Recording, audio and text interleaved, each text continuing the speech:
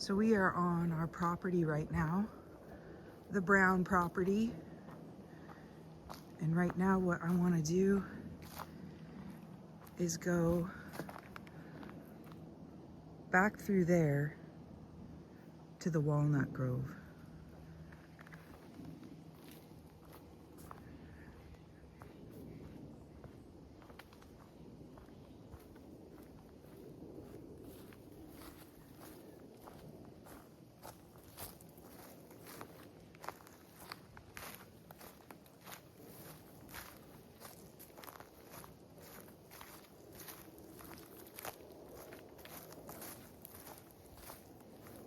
For those of you that are new here, we live on an Indian reservation in Washington State.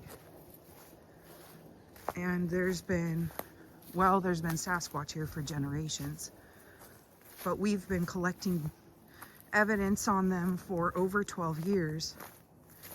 And where I'm taking you right now is one of the best spots. But this whole area I'm in right now is where we have a lot of our encounters and our sounds come from. Oh, there's deer poop. Good sign.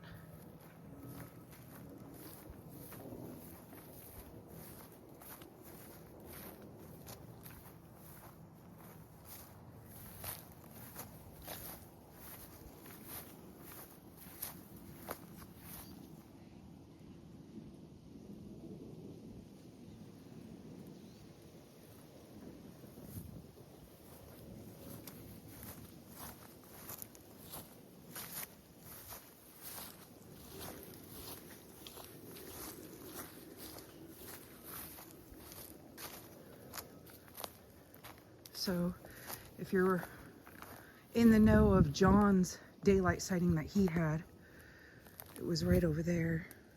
We were standing over there, and it was at one of these big trees right here.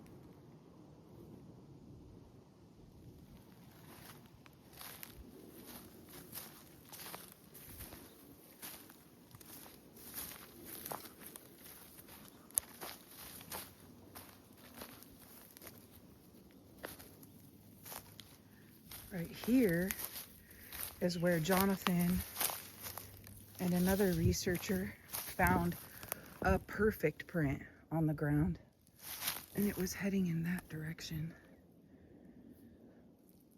They tried to cast it, but the casting material turned out too watery and it ruined the print, but it was perfect. It had toes and everything.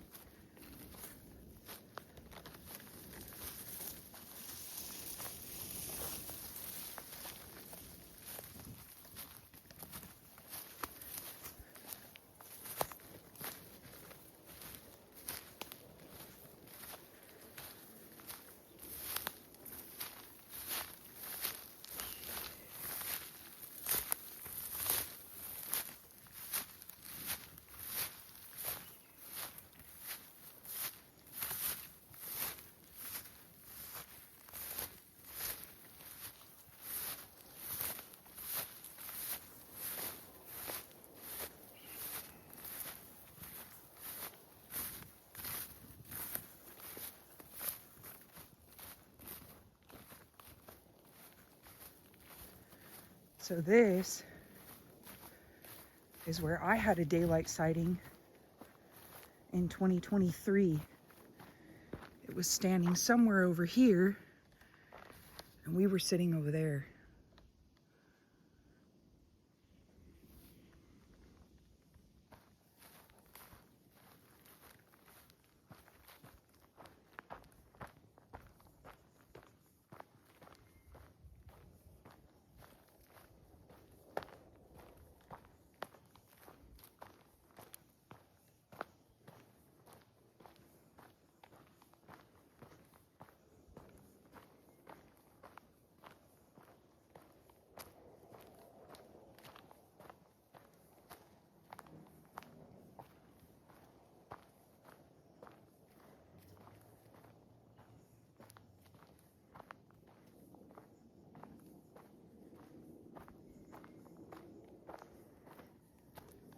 I've got a crazy story from right here. This was 2012 or 2013. This is a creek right now. It might be dry. Let's see if this is dry. There's a better spot over here. But I was down here exploring by myself. And first it started with a stellar jay. That, if you just heard that, started with a stellar jay making a bunch of noises. And so I was paying attention. And then the knocks started from all over. They were from here behind me. They were from all around this field, just tons of knocks. And it was getting more and more intense. And I felt like something was stalking me. I don't know what it was. Could have been a person, could have been a cougar, it could have been anything. But the knocks were so intense that I ran out into the field, and as soon as I got into the field and cleared these trees, the knocks stopped. And I got home and I was pretty shooken up about it because I felt like something was literally stalking me, like right there, and I couldn't see it. Yeah, this creek is dried up right now.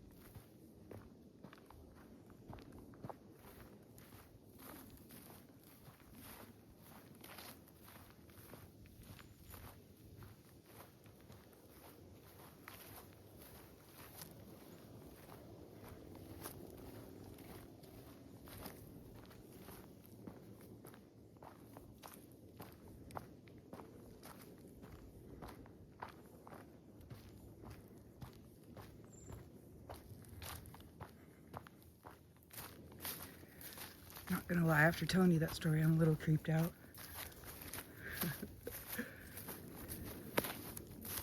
Fine though. Okay, so this is another seasonal creek up here that wraps this field. And that's gonna be dried out as well. But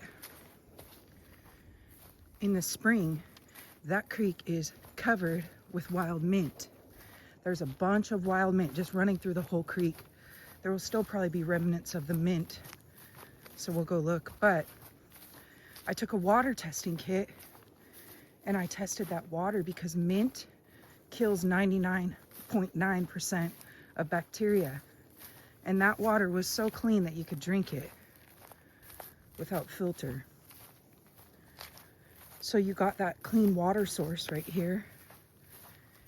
And then this is a 60-acre walnut oak grove. Black walnuts, the trees will kill anything under them except white oaks can survive. So these are all white oaks and black walnut.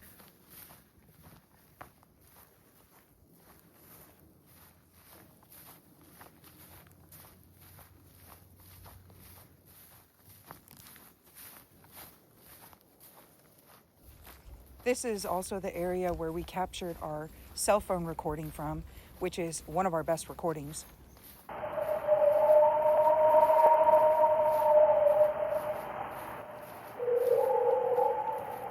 I'm gonna get down there in the open.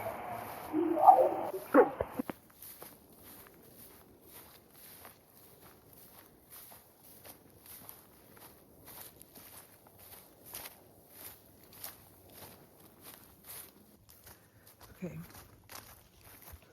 Oh, there's a big ass bird. What is that? Big bird.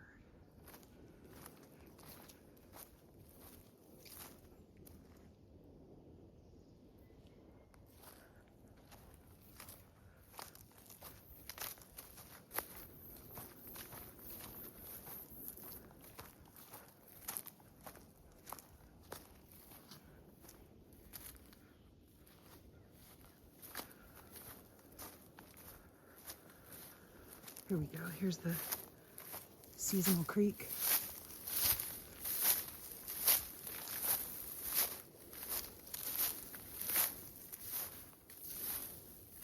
This is all mint. And usually the water is just flowing through here. Going right through this mint.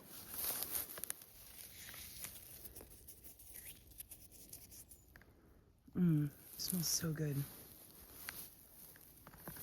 Oh, it smells so good. It smells so clean.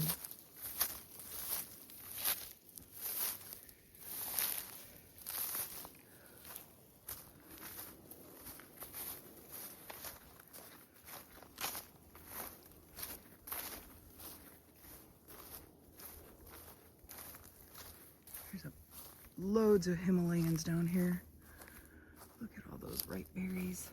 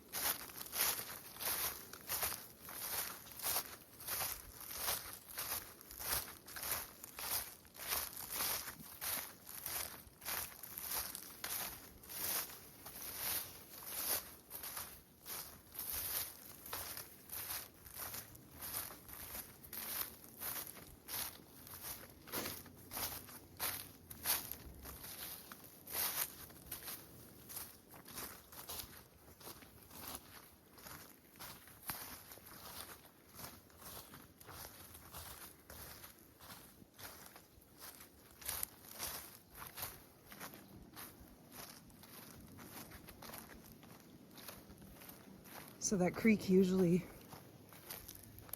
comes barreling through right here.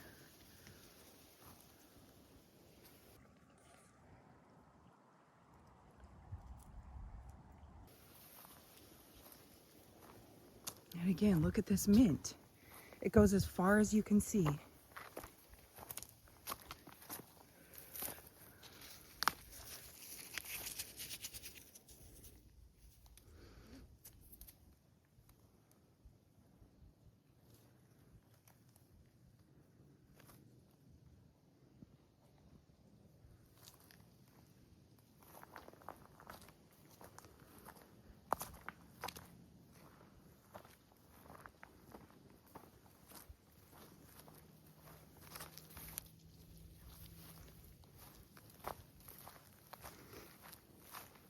All these berries.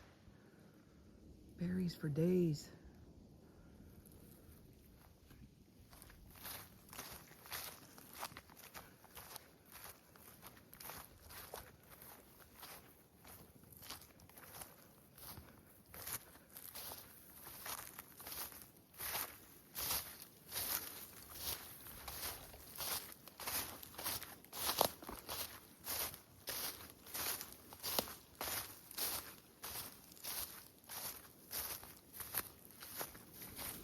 Oh, wow. You don't see blackcap berries very often. Look at all these blackcap berries. Well, there's no berries left because they're the best, but all these vines that are on the ground, those are our Pacific Northwest blackberries. Oh my goodness, this is just covered in vines. I didn't even realize that until now. All of this is a blackberry carpet.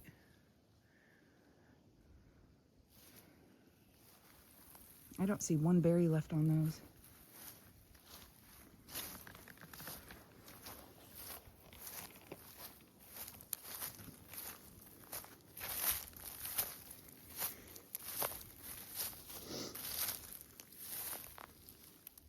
Go this way.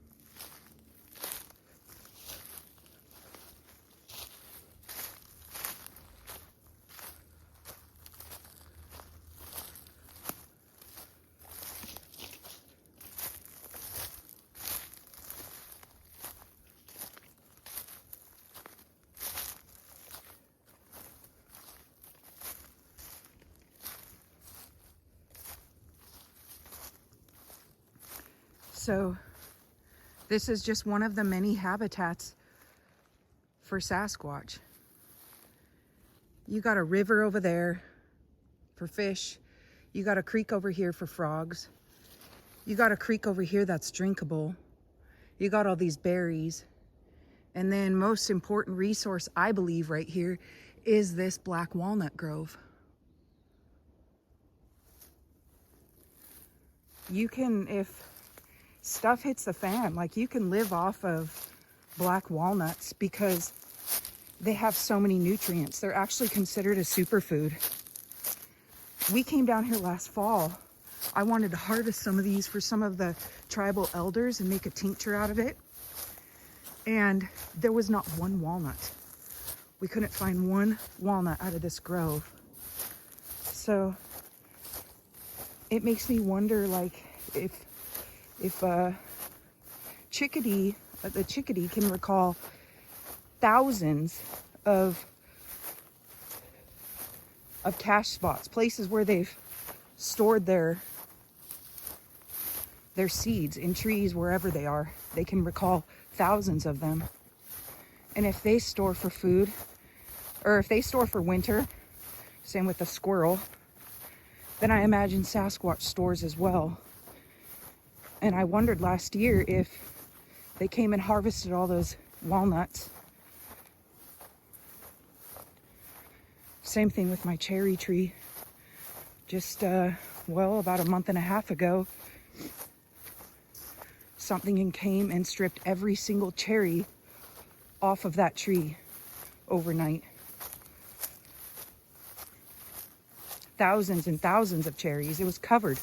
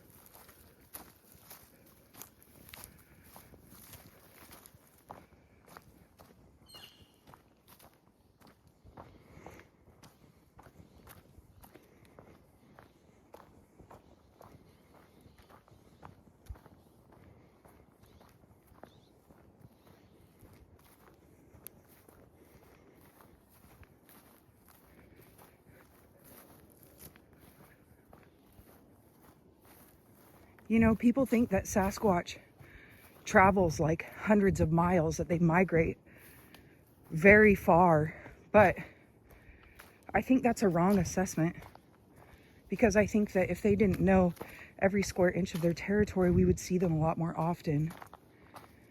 And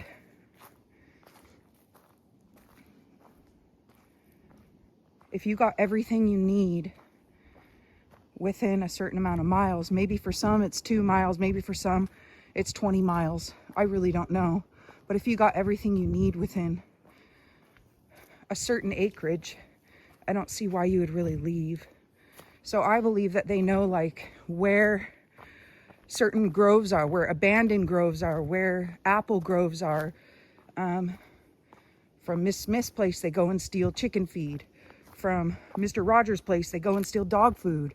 Like, I think there's multiple places along their route, the ones at least that live on the outskirts of society.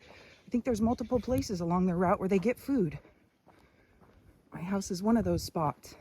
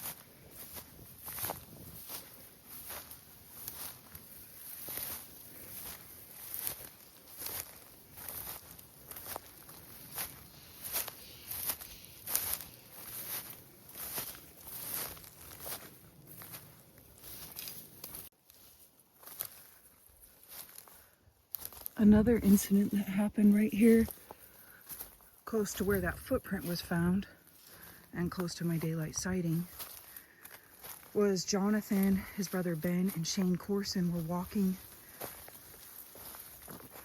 this way by the creek, and they had a lot of activity, including a smell. Shane thought he saw something through thermal over here, but again, that'll be in a later video.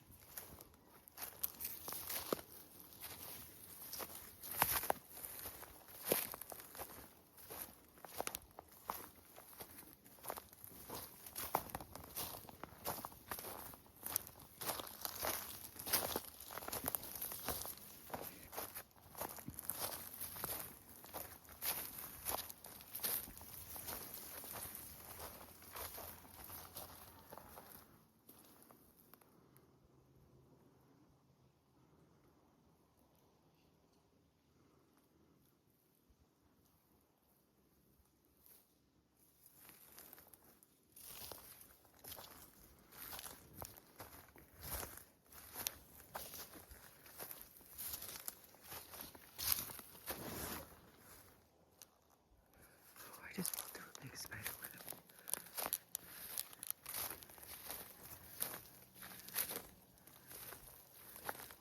The host of Sasquatch Chronicles, Wes Germer, when him and his brother Woody came over, Woody used to host the show with him. They had quite a lot of activity the times that they came over. And there was one time where they were here along the ridge somewhere, overlooking the valley, and they saw a figure out there through thermal, a large upright figure out there.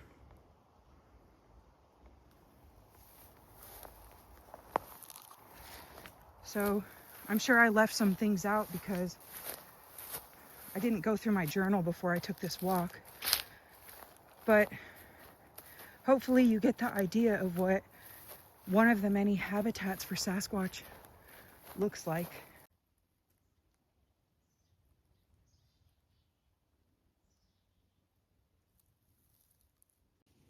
Come on, Chico.